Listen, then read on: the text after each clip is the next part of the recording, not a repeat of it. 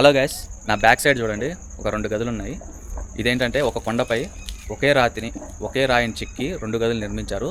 ఈ గదులకి మామూలు చరిత్ర లేదు. సుమారుగా ఒక 1700 సంవత్సరాల చరిత్ర ఉన్నమాట. అంటే గుప్తులు ఆ టైంలో నిర్మించారు ఈ గదులు.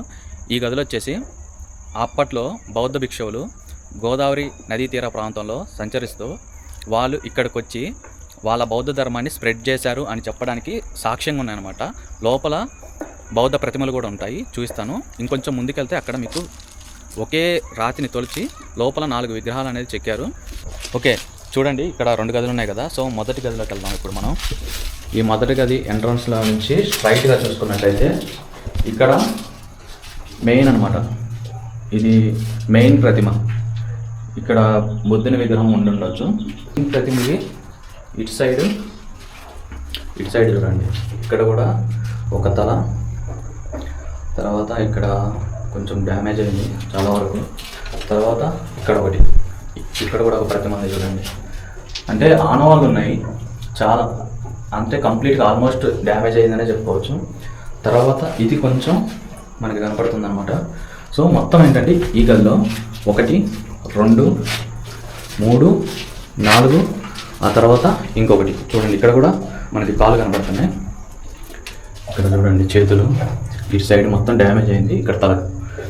సో మొత్తం ఈ గదిలో వచ్చేసి 5 ప్రతిమలు ఉన్నాయి. ఇక్కడ చూడండి స్టోన్ కూడా ఎలా ఉందో.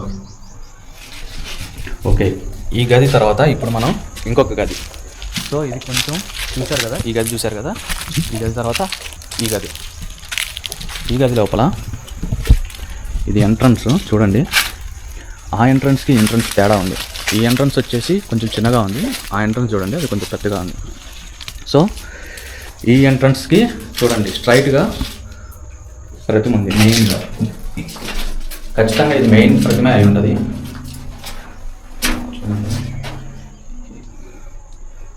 చూడండి ఇక్కడ కొంచెం గోపురం టైప్ కనపడుతుంది, తల ఉంటుంది కదా. సో ఆ తర్వాత ఇటు కూడా, ఇక్కడ కూడా కాళ్ళు మాత్రమే కనపడుతున్నాయి. సో ఒక ఆకారం అయితే ఇక్కడ ఒక విగ్రహం ఉంది అని చెప్పడానికి. తర్వాత ఇక్కడ ఒకటి, ఇక్కడ చూడండి తల ఉంది. తర్వాత ఇక్కడ ఒకటి.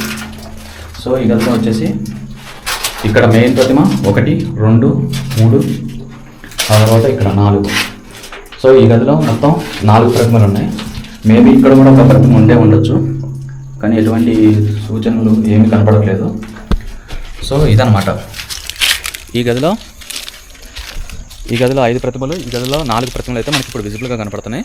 తర్వాత మనం చెప్పాను కదా ఏకశిలను తొలిచి లోపల విగ్రహాలు ఉన్నాయి, ఆ ప్లేస్కి వెళ్దాం. ఓకే గైస్, ఇందాకలా చూశారు కదా 2 గదులు చూపించాను. అక్కడ బౌద్ధుని యొక్క విగ్రహాలు, తర్వాత ఒకే ఏకశిలపై చెక్కినటువంటి ప్రతిమలు చూడండి. లోపల ఇక్కడ ఒక విగ్రహం ఉంది చూడండి. సో ఇలాగే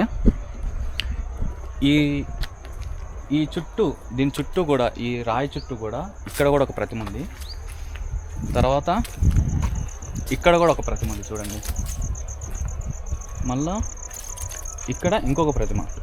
సో మొత్తం కూడా 4, front, back, right side, left side మొత్తం 4 ప్రతిమలు ఉన్నాయి. ఇదన్నమాట కారుకొండ రామవరంలో ఉన్నటువంటి ఒక hidden gem. Thank you for watching.